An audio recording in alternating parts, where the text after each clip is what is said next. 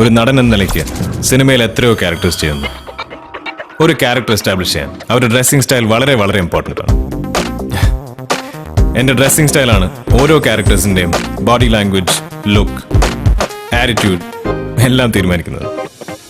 Businessman ആണെങ്കിൽ pinstripes, clean look, authoritative style. College guy ആയാൽ carefree style, casual look. As a lover, attractive designs, charming look. പിന്നെ ഇതുപോലുള്ള dressing styles ആണ് ഓരോ ക്യാരക്ടേഴ്സിനും ജീവൻ കൊടുക്കുന്നത്. എൻ്റെ ക്യാരക്ടേഴ്സിന് ജീവൻ നൽകുന്നത് OTO.